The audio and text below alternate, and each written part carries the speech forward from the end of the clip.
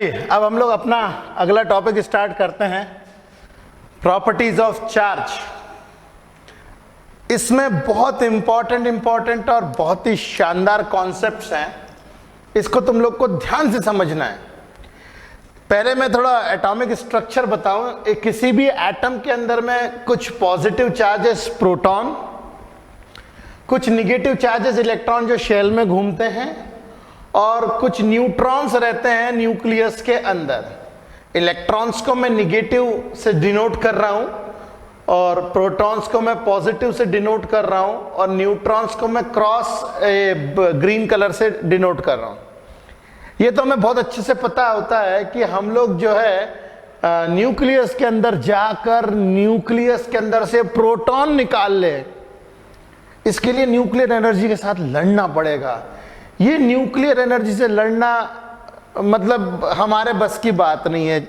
और इन प्रोटॉन्स को निकालना ना ठीक उसी तरीके की बात हो जाएगी कि आप खर्च कर रहे हो करोड़ों और मिल रहा है आपको प्रॉफिट 10 रुपए का। कोई मतलब नहीं है, इन चार्जेस को निकालने से कोई मतलब नहीं है। इसीलिए सारी की सारी इलेक्ट्रिसिटी फ्री इलेक्ट्रॉन्स के ऊपर डिपेंड करती है। फ्री इलेक्ट्रॉन्स ही हमें चार्ज देते हैं। अगर फ्री इलेक्ट्रॉन्स जाएंगे, जैसे अब यहां पे जाएंगे, तो इसके ऊपर पॉजिटिव चार्ज आ जाएगा, और फ्री इलेक्ट्रॉन्स यदि आएंगे तो ये हमें निगेटिव चार्ज देगा। अच्छा, इलेक्ट्रॉन के ऊपर जो चार्ज होता है वो प्रोटॉन के ऊपर जितना चार्ज होता है उसके बराबर ही होता है। इलेक्ट्रॉन के ऊपर चार्ज होता है माइनस, और प्रोटॉन के ऊपर चार्ज होता है प्लस। प्रोटॉन के ऊपर पॉजिटिव चार्ज और इलेक्ट्रॉन के ऊपर होता है निगेटिव चार्ज। ठीक है। अच्छा, मगर ये जो क्वांटिटी है 1.6 into 10 to the power -19 coulomb, ये जो चार्ज कहलाता है, this is exclusively without sign. ये जो है विदाउट साइन है, इसमें हम न तो प्लस लगाएंगे न तो माइनस लगाएंगे। इस चार्ज को हम लोग कहते हैं इलेक्ट्रॉनिक चार्ज। इलेक्ट्रॉनिक चार्ज, ध्यान रहे, इलेक्ट्रॉनिक चार्ज के ऊपर साइन नहीं होता है। इलेक्ट्रॉनिक चार्ज होता है 1.6 into 10 to the power -19 coulomb without sign, और इसको हम लोग डिनोट करते हैं ई से। तो कोई बोले चार्ज ऑन इलेक्ट्रॉन कितना होता है, तो हम बोलेंगे -E। अगर कोई बोले चार्ज ऑन प्रोटॉन क्या होता है, अपन बोलेंगे +E। तो ध्यान रहे, E मतलब इलेक्ट्रॉनिक चार्ज, +E मतलब चार्ज ऑन प्रोटॉन, डिनोट करते हैं हम लोग इससे, और -E मतलब चार्ज ऑन इलेक्ट्रॉन। तो ध्यान रहे, charge on electron and electronic charge are different things. Electronic charge में साइन नहीं होता है, और इलेक्ट्रॉन और प्रोटॉन के ऊपर जो चार्ज होते हैं उसके ऊपर साइन होती है। Is that clear?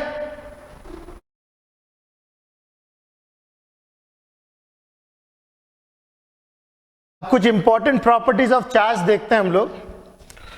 देखिए, कुछ एक तो बड़ी सिंपल सी प्रॉपर्टीज है जो बचपन से पढ़ रहे हैं, जैसे like charges REPL each other. एक जैसे चार्ज, पॉजिटिव चार्ज को रेपल करेगा, निगेटिव चार्ज को रेपल करेगा। दूसरी property, unlike charges attract each other. Unlike charges जो है एक दूसरे को अट्रैक्ट करते हैं। पॉजिटिव चार्ज निगेटिव चार्ज को अट्रैक्ट करता है। चार्ज की यूनिट कूलम्ब होती है। Charge resides on the outer surface. जो फ्री चार्ज होता है कभी भी अंदर नहीं घुसता। देखिए, मेटल के अंदर चार्ज का मूवमेंट इतना इजी नहीं होता है। जो फ्री चार्ज होता है हमेशा सरफेस के ऊपर घूमता है, सरफेस के ऊपर घूमता है हमेशा फ्री चार्ज। तो charging is a surface phenomenon basically. Primarily charge जो रहता है वो सरफेस फिनोमिनन रहता है, और चार्ज ट्रांसफरेबल भी होता है। जैसे किसी कंडक्टर से हम जोड़ देंगे और एक तरफ ज्यादा चार्ज है और एक तरफ कम चार्ज है, तो ज्यादा चार्ज से कम चार्ज की तरफ चार्ज भागता है, तो चार्ज ट्रांसफरेबल भी होता है। और ध्यान रहे, चार्ज जो है ये प्रॉपर्टी है मैटर की, ये उसकी इंट्रिंसिक प्रॉपर्टी है।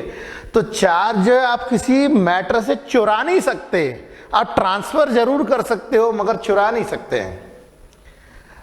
अगली प्रॉपर्टी है charge is added algebraically. Charge जो होता है ये एल्जेब्रिकली ऐड होता है विथ साइन। जैसे एग्जांपल दूं मैं, तो मान लो अगर मेरे पास 3e का चार्ज है, 3 इलेक्ट्रॉनिक चार्ज पॉजिटिव वाले, इसको मैं ऐड करूं -4e के साथ में इसके साथ ऐड कर दूं +10e, साथ में इसके ऐड कर दूं मैं -e, तो हम देखेंगे जो पॉजिटिव चार्ज है 10 + 3 13, और जो निगेटिव चार्ज है 4 + 1 5। तो 13 में से 5 गया, बचा हमारे पास में +8e। तो charge is always added algebraically, मतलब ये जो ऐड होगा एल्जेब्रिकली होगा विथ साइन। ओके, तो ये किसकी इंपॉर्टेंट प्रॉपर्टी है। अगली प्रॉपर्टी जो है, ये 6 प्रॉपर्टीज हो गई। 7th प्रॉपर्टी है इसकी, charge is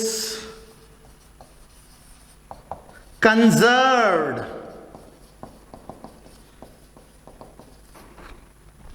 charge is conserved का मतलब होता है, देखो, charge can neither be created nor destroyed. इसका सिंपल सा स्टेटमेंट है, charge can neither be created nor destroyed. अब खुद सोचिए, जब हम इलेक्ट्रॉन बना नहीं सकते, प्रोटॉन बना नहीं सकते, तो हम उसके चार्ज को कैसे डिस्ट्रॉय कर सकते हैं। आप अगर किसी मैटर को जला भी देते हो तो किसी दूसरे फॉर्म में चला जाता है वो, ठीक है। ऐसा नहीं होगा कि आपने जला के खत्म कर दिया, मार दिया, उसके बाद वो दूसरे फॉर्म में चला जाएगा। जब आप इलेक्ट्रॉन को बना नहीं सकते, खत्म नहीं कर सकते, तो उसके चार्ज को कैसे खत्म कर लोगे। किसी भी आइसोलेटेड सिस्टम में, मतलब ऐसा सिस्टम जिसके अंदर में कोई भी बाहर से एक्सटर्नल इंटरफियरेंस नहीं है, तो आइसोलेटेड सिस्टम के अंदर में चार्ज हमेशा कंजर्व्ड रहता है। In any isolated system, isolated मतलब अलग थलग होता है, बिल्कुल कटा हुआ हर जगह से, अलग थलग, कटा हुआ। अगर किसी isolated, in any isolated system, charge remains same, charge हमेशा सेम रहेगा। किसी भी आइसोलेटेड सिस्टम के अंदर में चार्ज हमेशा सेम रहेगा। यही इसके कंजर्वेशन की बात होती है। आखिरी प्रॉपर्टी बड़ी इंपॉर्टेंट प्रॉपर्टी, और वो ये कि charge is quantized. 8th property में यहां लिख देता हूं, चार्ज इज क्वांटाइज्ड। ये थोड़ा सा टिपिकल सा वर्ड लग रहा है मगर है बहुत ही आसान।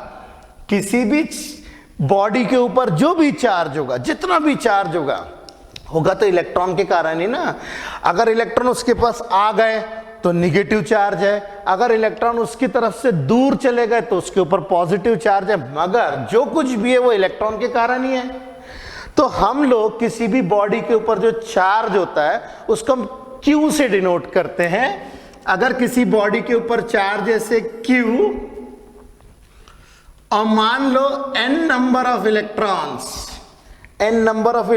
उसके पास से चले गए, अगर n नंबर ऑफ इलेक्ट्रॉन्स उसके पास से चले गए तो उसके पास n नंबर ऑफ इलेक्ट्रॉन्स का इलेक्ट्रॉनिक चार्ज प्लस लगा देंगे, क्योंकि चले गए हैं। और यदि आ गए हैं तो हम उसके नीचे लगा देंगे, उसके सामने लगा देंगे माइनस।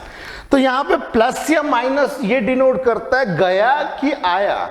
यहां पे प्लस चार्ज इंडिकेट कर रहा है donation of electron, donation of electron denote कर रहा है, और निगेटिव चार्ज इंडिकेट करता है एक्सेप्टेंस ऑफ इलेक्ट्रॉन। किसी भी बॉडी के ऊपर जो भी चार्ज होगा that will be the integral multiple of electronic charge. इसको हम इसी तरीके से लिखते हैं, charge on any body, charge on any body is the integral multiple of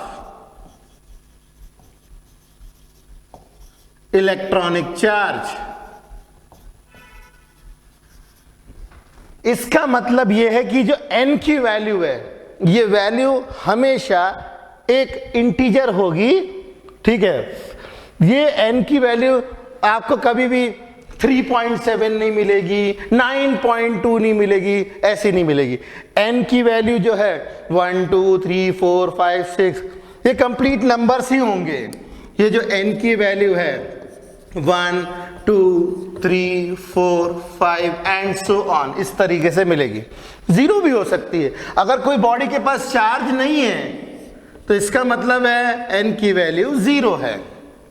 तो चार्ज किसी भी बॉडी के ऊपर जो होगा वो इंटीग्रल मल्टीपल होगा इलेक्ट्रॉनिक चार्ज का। यही क्वांटाइजेशन ऑफ चार्ज कहता है। क्वांटाइजेशन ऑफ चार्ज कहता है charge on any body is the integral multiple of electronic charge. Is that clear?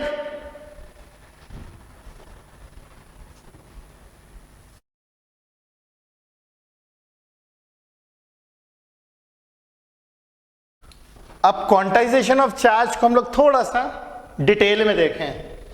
Quantization of charge जो है ये बोलता है charge on any body is the integral multiple of electronic charge. अब अगर हम ये देखें कि यदि मुझे 1 कूलम चार्ज चाहिए तो कितने इलेक्ट्रॉन्स का ट्रांसफर मुझे करना पड़ेगा।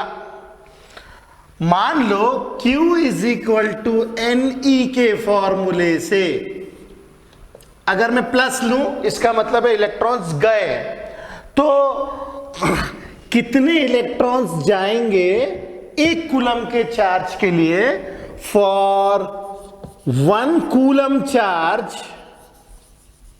फॉर 1 कूलम चार्ज कितने इलेक्ट्रॉन्स लगते हैं।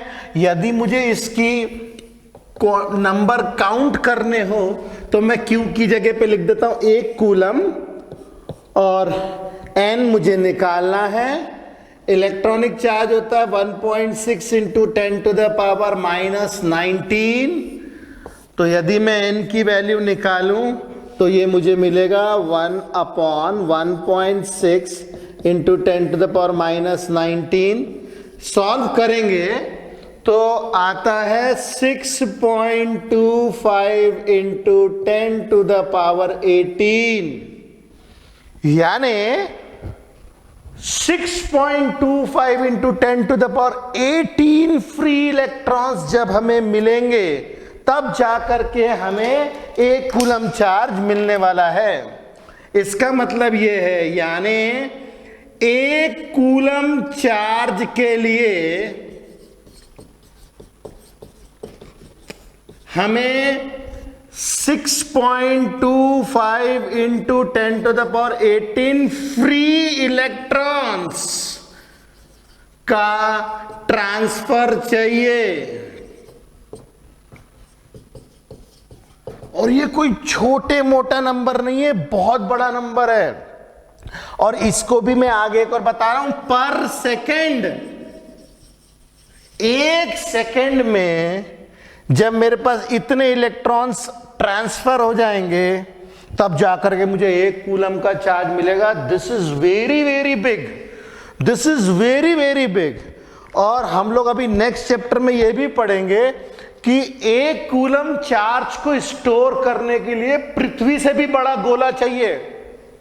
अगर केवल सरफेस के ऊपर हम लोग चार्ज स्टोर करें, केवल सरफेस के ऊपर चार्ज स्टोर करें, तो 1 कूलम चार्ज को स्टोर करने के लिए हमें अर्थ से भी बड़ा गोला चाहिए। समझ में आई बात? अर्थ से भी बड़ा गोला चाहिए हम लोग को। ये हम प्रूफ करेंगे नेक्स्ट चैप्टर में, मगर अभी ये मान के चलिए एक कूलम चार्ज बहुत बड़ा होता है, बहुत बड़ा। तो प्रैक्टिकल यूनिट कूलम चार्ज की जो कूलम है वो थोड़ा सा जस्टिफाइड नहीं लगती है।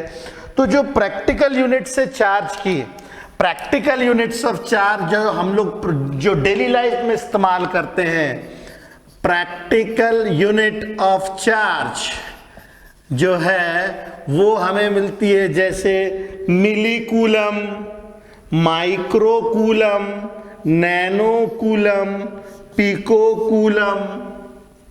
ठीक है, मिली कूलम का मतलब 10⁻³ कूलम, माइक्रो कूलम मतलब 10⁻⁻6 कूलम, नैनो कूलम मतलब 10⁻⁻9 कूलम, पिको कूलम मतलब 10⁻⁻12 कूलम। ये प्रैक्टिकल यूनिट्स है चार्ज की। आप कभी ऐसा सुनोगे नहीं कि 6 कूलम का चार्ज हमने ट्रांसफर कर दिया, 12 कूलम ट्रांसफर कर दिए। भाई एक कूलम को तो रखने के लिए अर्थ से बड़ा गोला चाहिए हमें। कैपेसिटर की कैपेसिटी जो चाहिए वो मतलब साइज उसका अर्थ के से भी बड़ा चाहिए। तो एक कूलम बहुत बड़ा होता है। प्रैक्टिकल यूनिट्स हमारे पास ये है। इस टॉपिक से हमने ये अंदाजा लगाया कि एक कूलम का चार्ज बहुत होता है, उसके लिए हमें ढेर सारे इलेक्ट्रॉन्स चाहिए। और मेरा ऐसा सजेशन है कि ये जो नंबर है 6.25 × 10⁻18 ये याद करके रखें। आपको दिमाग में हमेशा स्ट्राइक होते रहना चाहिए कि मुझे यदि एक कूलम का चार्ज चाहिए तो मुझे एक कूलम के चार्ज के लिए इतने सारे फ्री इलेक्ट्रॉन, ऐसे वैसे नहीं, फ्री इलेक्ट्रॉन्स चाहिए। वो फ्री इलेक्ट्रॉन्स आपको जब मिलेंगे तभी आपका एक कूलम का चार्ज आपके पास में होगा। गेटिंग?